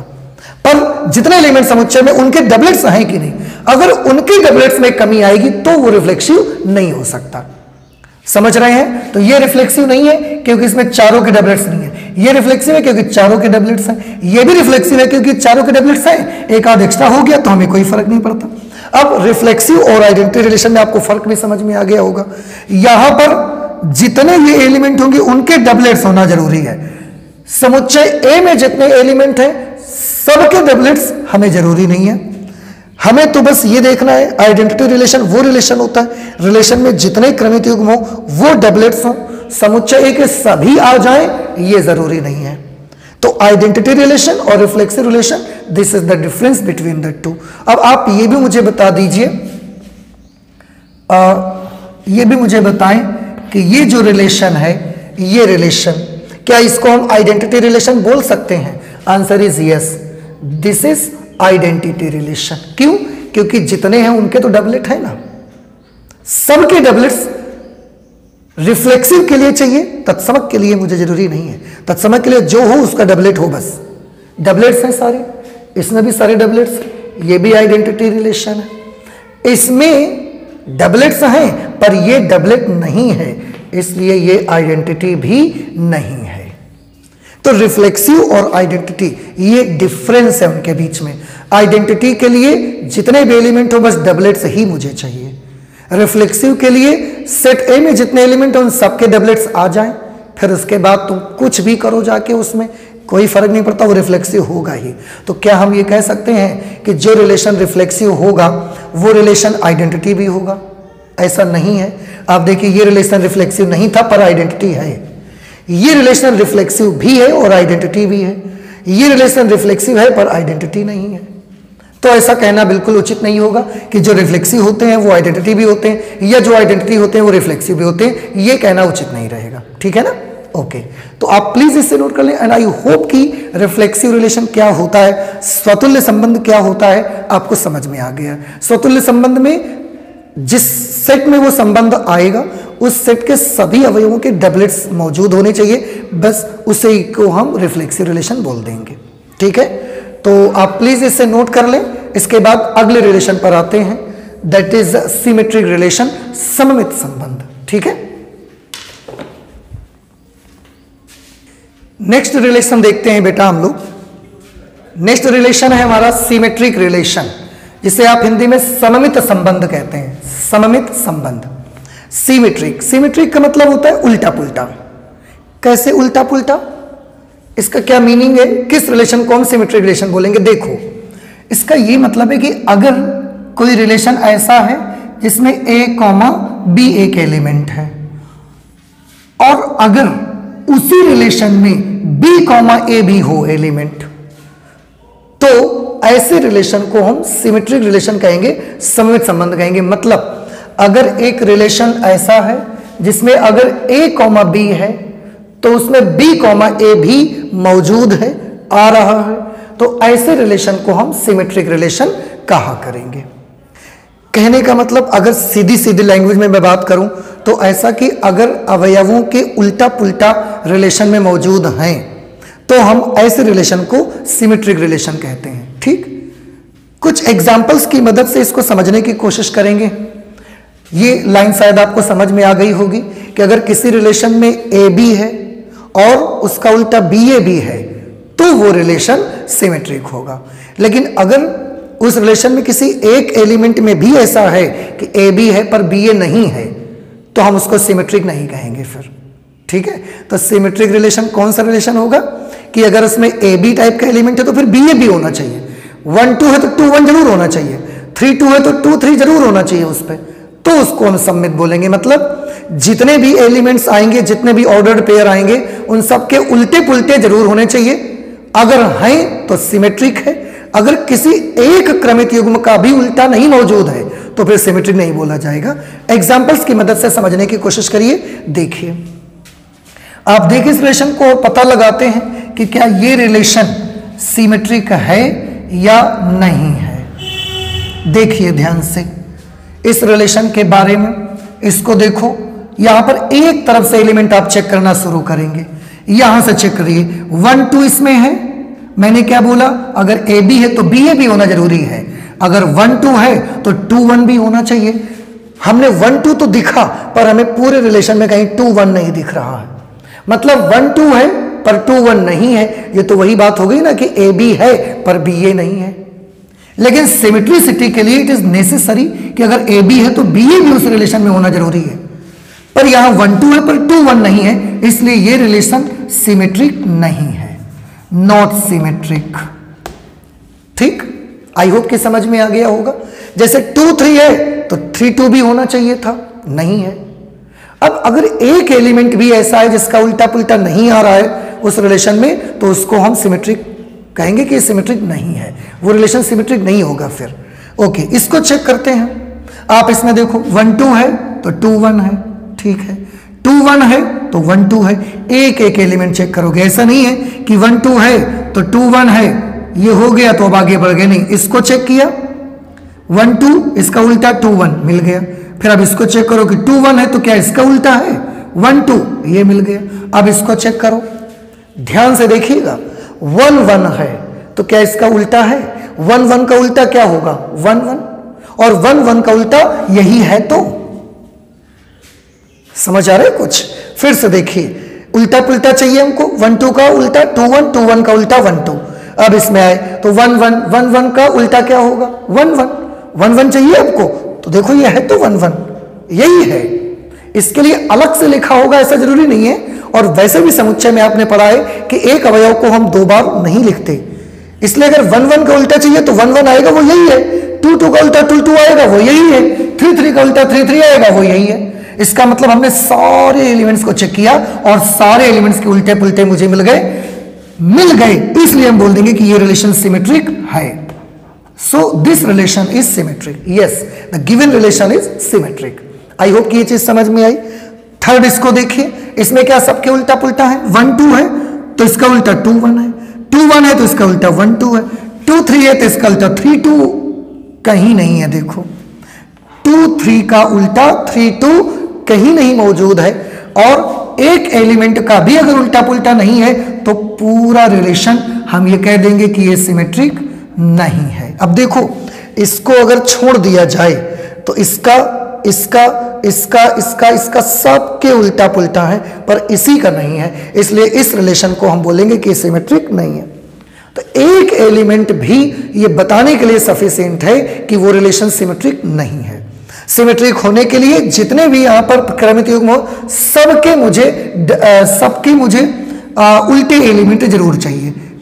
सबके उल्टे थे पर 2 3 का उल्टा एलिमेंट नहीं था, इसलिए ये सिमेट्रिक नहीं है। अगर कहीं इसमें मैं 3 2 लिख दूं फिर ये भी सिमेट्रिक हो जाएगा, क्योंकि फिर सबके उल्टे पुल्टे मुझे मिल जाएंगे।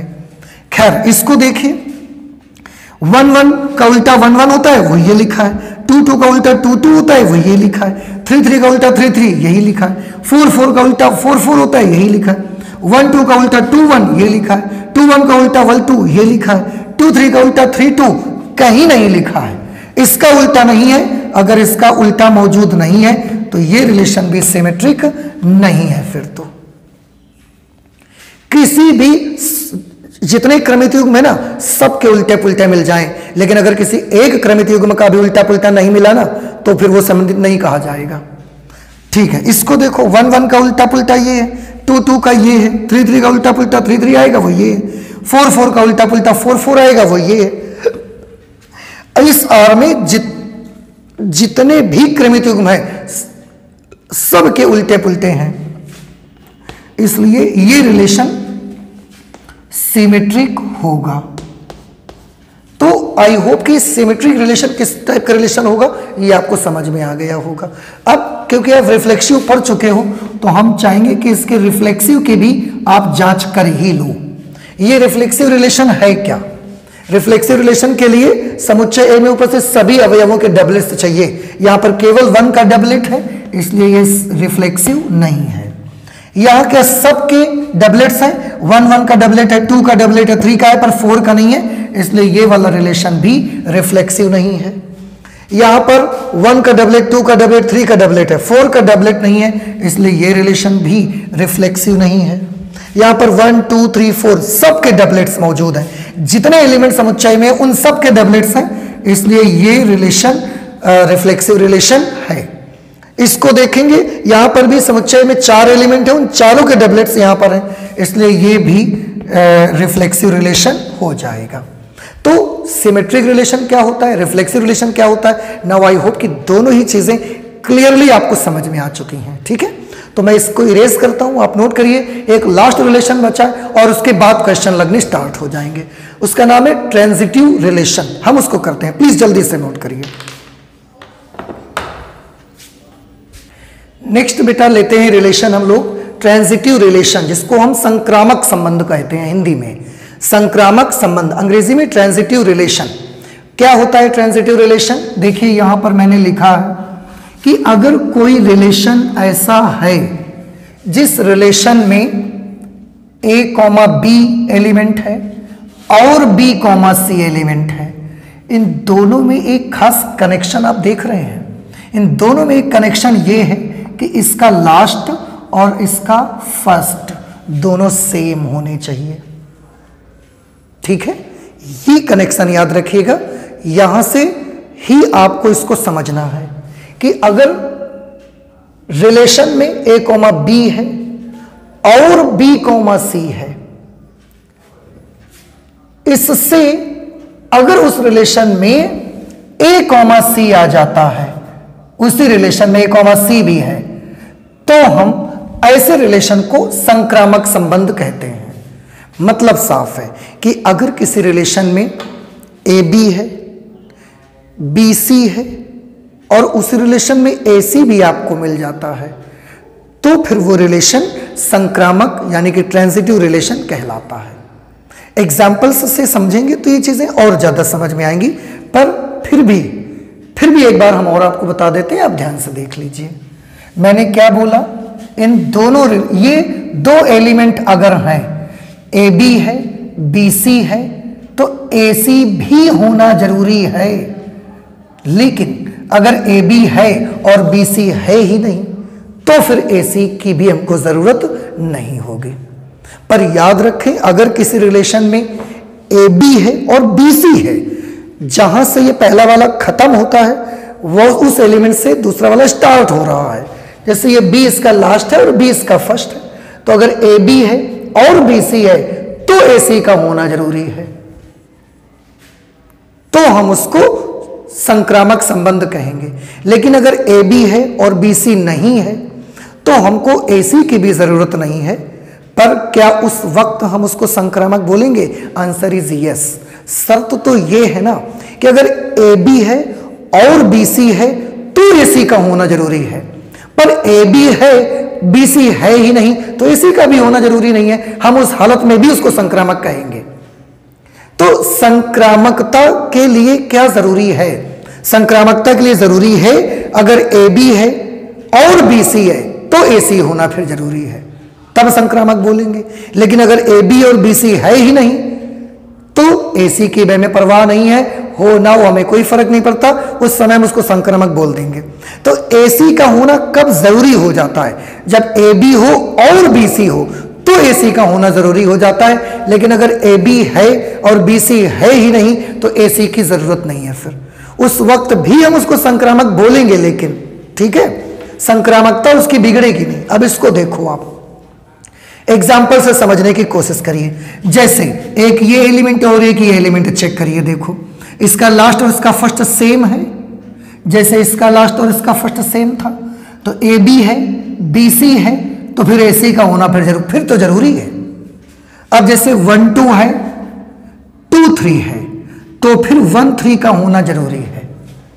जैसे ए बी है बी सी है, ये ए बी है ये बी सी है तो ए सी का होना जरूरी है ना, यानी कि 1 3 का होना जरूरी है। पर हम तो देख रहे हैं कि इसमें कहीं 1 3 आ ही नहीं रहा। जबकि ट्रांजिटिव रिलेशन के लिए क्या जरूरी है कि अगर 1 2 है 2 3 है तो 1 3 जरूर होना चाहिए। लेकिन इसमें 1 3 नहीं आया है, इसलिए ये ट्रांजिटिव नहीं है फिर तो। ठीक, इसको चेक करिए। देखो 1 2 है 2 1 है, इसका लास्ट और इसका फर्स्ट सेम है तो 1 2 है 2 1 है तो 1 1 होना चाहिए, ये 1 1 है। देखो ठीक है ना। इसी एलिमेंट को और चेक करो और देखिए कि यहां पर इसके अलावा और कितने एलिमेंट हैं जिनकी शुरुआत 2 से हो रही। क्यों? क्योंकि इसके लास्ट में 2 है, लास्ट में बी है तो ये चेक करो कि कितनों के शुरुआत में बी आ रहा है। ऐसे अगर इसके लास्ट में 2 है तो ये चेक करो कितनों की शुरुआत में 2 आ रहा है। इसकी शुरुआत में 2 था और इसके शुरुआत में 2 था, इसलिए इसको हम इसके साथ भी चेक करेंगे और इसको हम इसके साथ भी चेक करेंगे। ये आपको ध्यान रखना है। तो हमने इसके साथ चेक किया 1 2 है 2 1 है तो 1 1 होना चाहिए, 1 1 मिला मुझे। ठीक है, इससे हमें कोई प्रॉब्लम नहीं। अब इसको इसके साथ चेक करिए। 1 2 है 2 2 है, 1 2 है 2 2 है, इसका फर्स्ट और इसका लास्ट सेम है तो 1 2 है 2 2 है तो क्या होना जरूरी है? आंसर है 1 2 होना जरूरी है। तो क्या है 1 2 यहां कहीं? ढूंढो। ये है तो 1 2। अब अलग से 1 2 लिख के आएगा ऐसा नहीं है बेटा। एक समुच्चय में एक अवयव एक बार ही तो लिखा जाता है, तो 1 2 को हम 2 बार क्यों लिखेंगे? एक ही बार तो लिखा जाएगा। पर यह चीज आपको ध्यान से देखनी है कि अगर 1 2 है 2 2 है तो फिर 1 2 होना जरूरी है, और ये 1 2 दिख रहा है हमको। अब इसको हम चेक कर लिया, अब हम चेक कर पाए। ऐसे इसको चेक करो, अब इसको चेक हो गया, इसको चेक करो। इसको चेक करने के लिए देखो कि इसके लास्ट में क्या आ रहा है 1, तो जिनके शुरू में 1 आएगा उन सब के साथ इसे चेक करना पड़ेगा हमको। इसके भी शुरुआत में 1 आ रहा है तो इसको इसके साथ भी चेक करेंगे, इसके भी शुरू में 1 है तो इसके साथ भी चेक करेंगे। चेक करो, 2 1 है, 1 1 है, 2 1 है, 1 1 है, तो क्या होना जरूरी है 2 1, ये है 2 1, ठीक है ना। इसके साथ चेक हो गया, सही है। इसको अब इसके साथ चेक करो, 2 1 है, 1 3 है, इसका लास्ट और इसका फर्स्ट सेम है, तो 2 1 है, 1 3 है, तो 2 3 का होना जरूरी है। अब देखो क्या यह कहीं 2 3 मिल रहा है, आंसर है 2 3 नहीं मिल रहा है। अगर नहीं मिल रहा है तो फिर ये ट्रांजिटिव नहीं है, ये फिर संक्रामक संबंध नहीं है फिर तो। आई होप कि समझ में आया होगा। अब इसके आगे हमें चेक भी करने की आवश्यकता नहीं है, एक एलिमेंट भी काफी है ये बताने के लिए कि ये ट्रांजिटिव नहीं है। ट्रांजिटिव होने के लिए सबको अपने गुणों में खरा उतरना पड़ेगा। ट्रांजिटिव ना होने के लिए एक एलिमेंट भी अगर कह देगा कि ट्रांजिटिव नहीं है तो हम नहीं ही लिख देंगे। फिर समझ रहे हैं आप, ट्रांजिटिव है इसके लिए सबको चेक करना पड़ेगा और सबको उस गुण में खरा उतरना ही पड़ेगा, तब हम बोलेंगे कि ट्रांजिटिव है। पर एक एलिमेंट भी अगर ये कह देगा कि ट्रांजिटिव नहीं है तो फिर हम मान लेंगे उसको और लिख देंगे ट्रांजिटिव नहीं है। जैसे आप अच्छे हैं, इसके लिए पूरी जिंदगी लग जाएगी आपको प्रूव करने के लिए, लेकिन आपकी एक छोटी सी गलती लोगों की नजरों में आपको गलत साबित कर सकती है, ठीक है ना। तो गलत साबित करने के लिए पूरी जिंदगी नहीं लगेगी आपको, गलत साबित हो जाएंगे अगर एक छोटी सी गलती भी आपसे धोखे से हो जाती है तो। लेकिन आप अच्छे हैं, आप सही हैं, इसके लिए आपको पूरी जिंदगी लग जाएगी। इसी तरीके से ये संक्रामक है, पूरे एलिमेंट लग जाएंगे चेक करने में आपको, लेकिन संक्रामक नहीं है, एक एलिमेंट भी सफिशिएंट है ये बताने के लिए। इसको चेक करिए, सबसे यहां से शुरू करेंगे। 1 2 है तो जो एलिमेंट 2 से स्टार्ट हो रहे हैं सबके साथ इसकी चेकिंग होगी। ये 3 एलिमेंट 2 से स्टार्ट हो रहे हैं। 1 2 है, 2 1 है तो 1 1 होना चाहिए, ये 1 1 है, खरा उतर रहा है। 1 2 है, 2 3 है, 1 2 है, 2 3 है तो 1 3 होना चाहिए, नहीं है 1 3, तो ये ट्रांजिटिव नहीं है। फिर तो आगे चेक ही नहीं करेंगे, छोड़ देंगे फिर हम। इसको देखो 1 1 है, अब इसका लास्ट 1 है तो जिनके शुरुआत में 1 होगा वो सब चेक किए जाएंगे इससे। 1 1 है, 1 2 से चेक किया जाएगा, बाकी किसी की शुरुआत में 1 नहीं है तो 1 से चेक नहीं करेंगे फिर इसको। 1 1 है, 1 2 है तो 1 2 बहुत जरूरी है, और 1 2 है, ये है 1 2, मिल गया हमको 1 2, ठीक है। इस पे आ जाओ, इसका लास्ट क्या है 2, तो जो 2 से स्टार्ट हो रहे होंगे सब चेक किए जाएंगे, ये भी चेक किया जाएगा, ये भी चेक किया जाएगा। 2 2 है, 2 1 है तो 2 1 होना जरूरी है, ये है 2 1। 2 2 है, 2 3 है तो 2 3 होना जरूरी है, ये है 2 3, तो ये एलिमेंट भी चेक हो गया फिर तो। अब हमारा इसको चेक करिए, इसके लास्ट में 3 है तो जितने 3 से स्टार्ट हो रहे होंगे सबके साथ चेकिंग होगी। अब देखो कोई 3 से स्टार्ट नहीं हो रहा है यहां, 3 3 इसके लास्ट में 3 है पर किसी की शुरुआत में 3 नहीं है। हाँ, इसी की शुरुआत में 3 है तो उसी से चेक करोगे तो वही आ जाएगा, उसमें कोई दिक्कत नहीं है। पर अब हम ये कह सकते हैं, ध्यान से देखो बेटा, इसके लास्ट में 3 है पर किसी की शुरुआत में 3 नहीं है। मतलब जानते हैं क्या हुआ?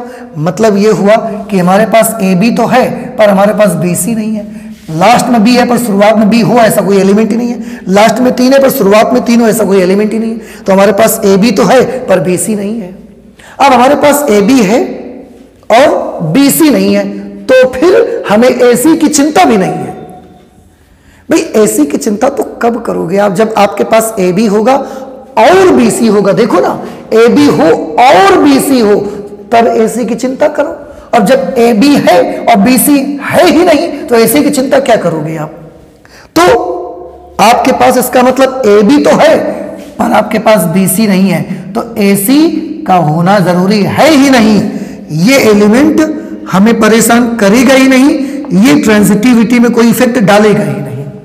इसके बने रहने से भी हमारा रिलेशन ट्रांजिटिव बना रहेगा, कोई दिक्कत नहीं है। AC तो हम तब चाहते हैं जब AB हो और BC भी हो और तब AC ना हो। दिक्कत तो तब होगी ना, प्रॉब्लम तो तब आएगी जब AB हो और BC हो लेकिन AC ना हो, प्रॉब्लम तब है। लेकिन अगर AB है BC है ही नहीं तो हम AC की चिंता भी नहीं, हमको कोई फर्क ही नहीं पड़ता। ये इस संबंध की ट्रांजिटिविटी पर कोई इफेक्ट डाल ही नहीं सकता। इस पर आओ, इसका लास्ट 4 है और यहां कोई 4 से स्टार्ट होने वाला एलिमेंट नहीं है। इसका मतलब फिर से हमारे पास AB तो है पर हमारे पास BC है ही नहीं, तो हम AC की चिंता भी नहीं करते। तो ये एलिमेंट बना रहने दीजिए, ये भी ट्रांजिटिविटी पर कोई इफेक्ट नहीं डाल पाएगा। इसको आइए 1 2 2 लास्ट है तो 2 से स्टार्ट होने वाले एलिमेंट देखो, एक ये 2 से स्टार्ट हो रहा है, एक ये स्टार्ट हो रहा है और एक ये भी तो 2 से स्टार्ट हो रहा है। तीनों एलिमेंट चेक किए जाएंगे। 1 2 है, 2 1 है तो 1 1 होना चाहिए। ये है 1 1, देखो दिख रहा होगा आपको, ठीक है, ये चेक हो गया। अब इसके साथ चेक करो, 1 2 है, 2 3 है तो 1 3 होना चाहिए। 1 3 नहीं है इस पे, देखो 1 2 है, 2 3 है तो 1 3 का होना जरूरी है और 1 3 इसमें नहीं है, इसलिए ये रिलेशन भी ट्रांजिटिव नहीं है। आई होप कि अब चीजें धीरे धीरे क्लियर हो रही होंगी आपको। इसको चेक करिए, 1 1 है, अब 1 से स्टार्ट होने वाला कोई एलिमेंट नहीं है तो हमारे पास AB है पर हमारे पास BC नहीं है तो हमें AC की चिंता भी नहीं है। 2 2 है पर 2 से स्टार्ट होने वाला कोई एलिमेंट नहीं है, इसका मतलब हमारे पास AB है पर हमारे पास BC है ही नहीं तो हमें AC की चिंता भी नहीं है। 3 3 है, 3 इसका लास्ट है और 3 से स्टार्ट होने वाला कोई एलिमेंट है नहीं। अगर 3 से स्टार्ट होने वाला कोई एलिमेंट नहीं है इसका मतलब हमारे पास AB है पर हमारे पास BC है ही नहीं तो हमें AC की भी चिंता नहीं है। ऐसे इसमें भी हमारे पास AB है पर BC है ही नहीं, हमें AC की चिंता ही नहीं। तो फिर तो जितने एलिमेंट हैं सब के लिए यही आ गया कि हमारे पास AB है पर हमारे पास BC नहीं है, इसलिए AC को भी हम ढूंढेंगे नहीं। AC को हम कब ढूंढेंगे, मैं बार बार देखिए जिक्र कर रहा हूं। AC को आप कब ढूंढोगे, AC की फिक्र कब करनी है, जब AB हो और BC हो तब AC की फिक्र करिए। लेकिन अगर AB है BC है ही नहीं तो आप AC की फिक्र भी मत करिए, कोई प्रॉब्लम नहीं है, ठीक है ना। ओके, तो ये ट्रांजिटिव है कि नहीं? Answer is yes, this relation is transitive relation. क्यों? क्योंकि इन सब के पास AB थे, BC ही नहीं थे, तो AC की दरकार ही नहीं हमको, कोई फर्क ही नहीं पड़ता हमको, इसलिए ये ट्रांजिटिव माना जाएगा। इस पे देखो, अब देखो एक चीज और समझ में आ रही कि अगर डबलेट्स हैं तो वहां तक तो वो ट्रांजिटिविटी उसकी बिगड़ेगी नहीं। अब इसमें जब आए ना तो ये डबलेट्स हमको दिख रहा है यहां तक ट्रांजिटिविटी में कोई फर्क नहीं पड़ेगा, बस आप इसको चेक कर लीजिए। 1 2 इसका लास्ट 2 है तो 2 से स्टार्ट होने सारे एलिमेंट चेक कर लो, एक ये है, एक ये है और एक ये है। देखो इसके साथ 1 2 है, 2 1 है तो 1 1 का होना जरूरी है, वो है 1 1। अब ये चेक हो गया, अब इसको चेक करो, 1 2 है, 2 3 है तो 1 3 का होना जरूरी है। क्या इसमें कहीं 1 3 है? नहीं है 1 3, तो बस ये एलिमेंट की वजह से हम लिख देंगे कि ये संबंध संक्रामक संबंध नहीं है, ये ट्रांजिटिव रिलेशन नहीं है। आई होप कि अब आपको ये समझ में आ गया कि रिलेशन कौन सा ट्रांजिटिव है, कौन सा ट्रांजिटिव नहीं है। अब ये जब हमने इतने एग्जाम्पल लिखे तो हम एक काम और कर लेते हैं, हम ये भी चेक कर लेते हैं कि कौन से सिमेट्रिक है और कौन से सिमेट्रिक नहीं है। हम ये भी चेक कर लेते हैं कि कौन से रिफ्लेक्सिव हैं और कौन से नहीं है। ठीक है, देखो सिमेट्रिक के लिए उल्टा पुल्टा चाहिए, 1 2 है पर 2 1 नहीं है तो ये सिमेट्रिक नहीं है। 1 2 है, 2 1 है, 2 1 है, 1 2 है, 1 1 है, 1 1 है, 2 2 है, 2 2 है, 3 3 है, 3 3 है, 1 3 है तो 3 1 चाहिए पर 3 1 नहीं है, इसलिए ये सिमेट्रिक नहीं है। 1 2 है, 2 1 है, 2 1 है तो 1 2 है, 2 3 है तो 3 2 होना चाहिए और 3 2 कहीं नहीं है। अगर कहीं नहीं है तो ये सिमेट्रिक नहीं है, सिमेट्रिक में उल्टा पुल्टा चाहिए सबके हमको।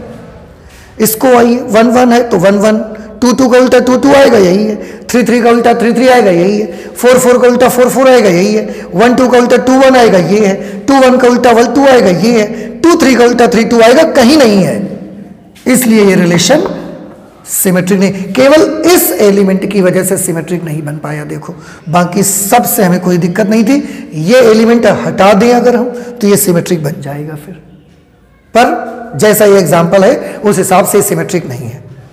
1 1 का उल्टा 1 1 ये है, 2 2 का उल्टा 2 2 ये है, 3 3 का उल्टा 3 3 ये है, 4 4 का उल्टा 4 4 ये है, सबके उल्टा पुल्टा है, इसलिए ये एक सिमेट्रिक रिलेशन है।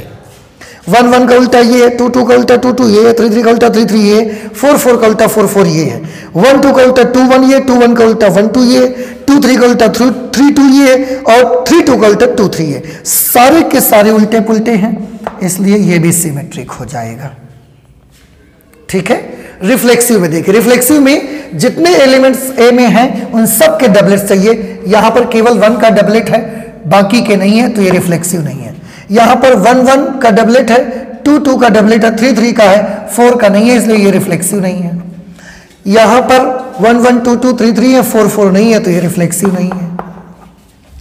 यहां पर 1 2 3 4 यहां पर जितने एलिमेंट आ रहे हैं उन सब के डबलेट्स हैं, उसके अलावा एडिशनल एलिमेंट से हमको कोई फर्क नहीं पड़ता, जितने एलिमेंट्स ए में थे उन सब के डबलेट्स हैं, इसलिए ये रिफ्लेक्सिव है। यहां पर भी सबके डबलेट्स हैं, इसलिए ये भी रिफ्लेक्सिव है। यहां पर भी सबके डबलेट्स हैं, इसलिए ये भी रिफ्लेक्सिव है। एक्स्ट्रा एलिमेंट आ रहे हैं उससे हमें कोई फर्क नहीं पड़ता। ठीक है ना। इस तरीके से हमने देखा reflexive relation, symmetric relation, transitive relation. ठीक है ना। ओके, एक चीज और मैं बताना चाहूंगा, अगर कोई रिलेशन ऐसा रिलेशन है जो रिफ्लेक्सिव भी है, सिमेट्रिक भी है और ट्रांजिटिव भी है, तो ऐसे रिलेशन को हम बोलते हैं इक्विवेलेंस रिलेशन। हिंदी में उसको कहा जाता है तुल्यता संबंध।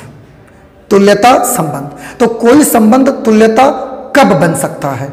जब वो रिफ्लेक्सिव भी हो, सिमेट्रिक भी हो और ट्रांजिटिव भी हो। अब देखो, तो ये मैं कहां लिख दूं इसको ना, आप थोड़ा सा देख लीजिएगा, मैं यहां लिखे दे रहा हूं। एक होता है इक्विवेलेंस रिलेशन, इक्विवेलेंस रिलेशन जिसे हिंदी में बोला जाता है तुल्यता संबंध। तुल्यता संबंध उस संबंध को कहा जाता है जो रिफ्लेक्सिव भी है, इसको मैं यहां से लिखता हूं, रिफ्लेक्सिव भी है, सिमेट्रिक भी है और ट्रांजिटिव भी है।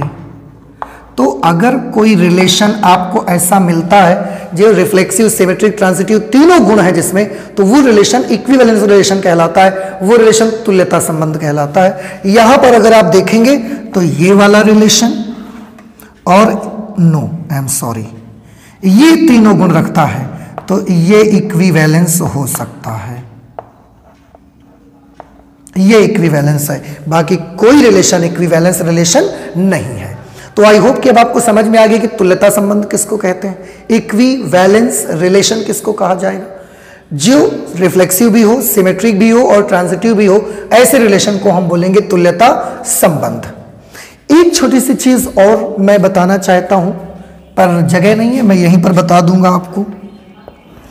जैसे कोई सा भी रिलेशन है, ये एक रिलेशन है, जैसे 1 2 2 3 1 1। कभी कभी इस रिलेशन का व्युत्क्रम भी मांगते हैं, प्रतिलोम भी पूछा जाता है। तो इस R का प्रतिलोम कैसे लिखा करोगे आप? R का प्रतिलोम, R के प्रतिलोम को हम R इनवर्स से प्रदर्शित करा करते हैं। ये चीज आप याद रखिए, किसी भी रिलेशन के प्रतिलोम को हम उसमें इनवर्स लगाकर प्रदर्शित करते हैं। ज्ञात कैसे करते हैं R इनवर्स? बहुत सिंपल, जिस भी रिलेशन का आपको इनवर्स चाहिए, प्रतिलोम चाहिए, व्युत्क्रम चाहिए, उस रिलेशन में जितने भी क्रमित युग्म है सबको उलट के लिख दीजिए। 1 2 है तो इसको 2 1 कर दीजिए, 2 3 है तो 3 2 कर दीजिए, 1 1 है तो 1 1 कर दीजिए। ये इस रिलेशन का प्रतिलोम रिलेशन आ गया। ठीक है ना, समझ आया आपको? ओके। एक छोटी सी चीज और, वो ये कि अगर कोई रिलेशन ऐसा है अगर कोई रिलेशन ऐसा है जो रिलेशन और उसका व्युत्क्रम दोनों आपस में बराबर आ जाए, दोनों आपस में बराबर आ जाए, कोई रिलेशन ऐसा है कि वो रिलेशन और उसका प्रतिलोम दोनों ही आपस में इक्वल हैं, तो ऐसी रिलेशन को हम सिमेट्रिक रिलेशन कहते हैं। ऐसे रिलेशन को सिमेट्रिक रिलेशन कहा जाएगा। ये एक छोटी सी चीज छूट रही थी तो मुझे लगा कि आपको बता देना चाहिए, ये आपको ध्यान रखना है। तो इस तरीके से आज हमने चैप्टर 1 रिलेशन एंड फंक्शन को स्टडी किया और उसमें एक्सरसाइज 1.1 का पूरा इंट्रोडक्शन आज हमने देखा। ये जो इंट्रोडक्शन है आपका, इसको अगर आपने तैयार कर लिया अच्छे से, ये चीज अगर आपको अच्छे से समझ में आ गई है, तो एक्सरसाइज 1.1 ना ऐसे ही आप सॉल्व कर सकते हो यार। बहुत आसान एक्सरसाइज है।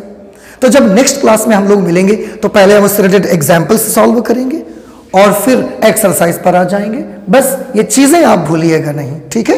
तो आई होप कि आज की चीजें आपको समझ में आई होंगी। तो आज हम मैथमेटिक्स में इतना ही रखते हैं, चलते हैं, मिलते हैं अगली क्लास में। पर तब तक के लिए आप खुश रहिए, मुस्कुराते रहिए, अपना और अपनों का ख्याल जरूर रखिएगा। चलते हैं, मिलते हैं अगली क्लास में। Okay, thank you.